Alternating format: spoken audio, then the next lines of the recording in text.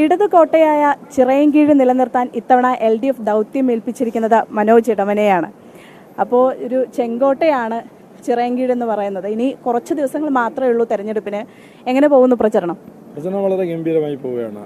എല്ലാവരും സാധാരണക്കാരായ ആളുകളെല്ലാം താഴെത്തട്ടിൽ നല്ല പ്രചരണമായിട്ട് പോവുകയാണ്. രാവിലെ 6 മണിക്ക് തന്നെ എല്ലാവരും രംഗത്തിറങ്ങിയാണ്. രാവിലെ 6 മണിക്ക് ഇറങ്ങിയാൽ എല്ലാവരും തിരിച്ച് വീട്ടിൽ കയറുന്നത് തന്നെ 10-11 മണിക്കാണ്. അപ്പോൾ അതുകൊണ്ട് നല്ല പ്രവർത്തനമാണ്. നമ്മുടെ കയ്യിൽ പണമൊന്നുമില്ല, പണമില്ലാത്ത ഒരു കുടുംബത്തിലൊരു അംഗമാണ്. അപ്പോൾ സാധാരണക്കാരായുടെ പ്രവർത്തനമാണ് എൻ്റെ ധനം. വി ശശി തുടർച്ചയായൊരു വിജയം നേടിയിട്ടുള്ളൊരു മണ്ഡലമാണ്. അപ്പോൾ ആ വിജയം ആവർത്തിക്കാൻ കഴിയുമെന്നുള്ളൊരു വിശ്വാസമുണ്ടോ? തീർച്ചയായിട്ടും കഴിയും. കഴിഞ്ഞ 15 വർഷക്കാലമായി ഏകദേശം 3600 കോടി രൂപയുടെ വികസന പദ്ധതികളാണ് ഈ ചിറയൻകീഴ് മണ്ഡലത്തിൽ നടപ്പിലാക്കിയത്. ആ വികസന പദ്ധതികൾ മാത്രം മതി എനിക്ക് ജയിക്കാൻ.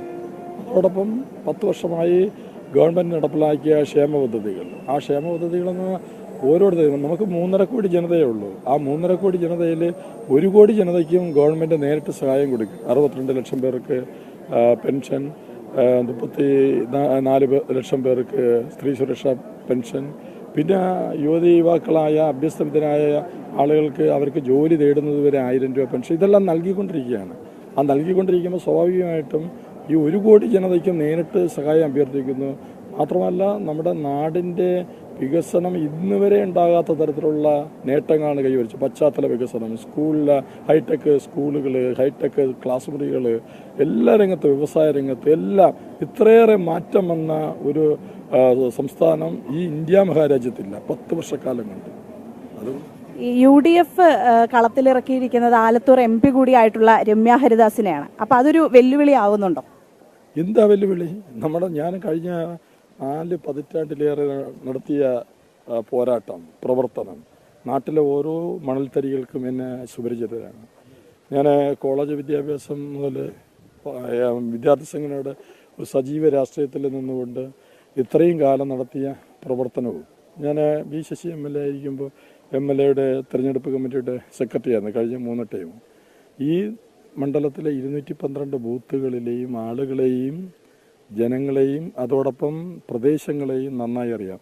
എവിടെയാണ് വികസനം എത്തേണ്ടത്, ഏത് മേഖലയിലാണ് വികസനം എത്തേണ്ടതെന്നുള്ള കാഴ്ചപ്പാട് വ്യക്തമായി അറിയാവുന്ന ഒരാൾ എന്നുള്ള നിലയ്ക്ക് സ്വാഭാവികമായിട്ടും ഈ നാടിൻ്റെ വികസനമാണ് എൻ്റെ ലക്ഷ്യം, ഈ നാട്ടിലെ ജനങ്ങളുടെ ക്ഷേമമാണ് എൻ്റെ ലക്ഷ്യം.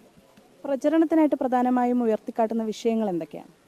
വിഷയം വികസനവും ക്ഷേമവും, അതാണ് വിഷയം. കാരണം നാട്ടിലെ വികസനം യാഥാർത്ഥ്യമാക്കുക ഇനിയും ഉണ്ടാവണം. ചിറയൻകീഴ് മണ്ഡലത്തിലെ കേരളത്തിൻ്റെ സമസ്ത മേഖലയിലുണ്ടാകുന്ന വികസനം, എനിക്ക് എന്തേ പറയണം, അഭ്യസ്തവിദ്യരായ യുവാക്കൾ കൂടുതലുള്ളതാണ് കേരളം. കാരണം കേരളത്തിലുള്ള എല്ലാ പുതിയ തലമുറയും പഠിച്ച് ഉന്നത വിജയം കരസ്ഥമാക്കിയ ആളുകളാണ്. അവർക്കൊരു തൊഴിൽ ആണ് ഏറ്റവും പ്രധാനപ്പെട്ട കാര്യം. അപ്പോൾ നമ്മുടെ കേരളം എന്ന് പറയുന്ന ചെറിയ സംസ്ഥാനമാണ്. ആ സംസ്ഥാനത്തിൻ്റെ പരിധിക്കകത്ത് നിന്നുകൊണ്ടുള്ള വ്യവസായ സംരംഭങ്ങൾ നമ്മുടെ നാട്ടിലുണ്ട്. പക്ഷേ ഇന്ത്യ എന്ന് പറയുന്ന മഹാരാജ്യത്ത് ആ തൊഴിൽ സംരംഭങ്ങൾ ഇല്ലാത്തതുകൊണ്ടാണ് ഈ യുവതികൾ വിദേശങ്ങളിലേക്ക് പോകുന്നത്. നമ്മുടെ രാജ്യം അത്രയേറെ സുരക്ഷിതമല്ല ചെറുപ്പക്കാർക്ക്. എത്ര പഠിച്ചു വന്നാലും അവർക്ക് ജോലി നേടാൻ പറ്റാത്തൊരു രാജ്യമായി ഇന്ത്യ മാറിയിരിക്കുകയാണ്. ഇന്ത്യ ഭരണാധികാരികളെ വിൽക്കുന്ന ഒരു രാജ്യമാക്കി, നാടാക്കി മാറ്റിക്കൊണ്ടിരിക്കുന്ന സാഹചര്യത്തിൽ എല്ലാ മേഖലയും വിൽക്കുകയാണ്. എയർപോർട്ട് വിൽക്കുന്നു, ഷിപ്പ്യാർഡ് വിൽക്കുന്നു, റെയിൽവേ വിൽക്കുന്നു, പശ്ചാത്തലം നമ്മുടെ റോഡുകൾ വിൽക്കുന്നു. ഏകദേശം 25,000 കിലോമീറ്റർ റോഡുകളാണ് ഇന്ത്യ ഗവൺമെൻറ് വിറ്റത്.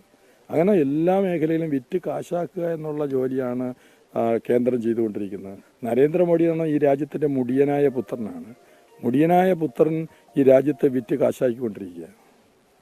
ഈ വെയില് ഒരുപാടുണ്ട്. നമ്മൾ ഈ തെരഞ്ഞെടുപ്പ് ചൂടിനോടൊപ്പം ഒരു സൂര്യന്റെ ചൂട് കൂടെ ഉണ്ട്. അപ്പോൾ അതൊരു പ്രശ്നമാവുന്നുണ്ടോ പ്രചരണത്തിന്?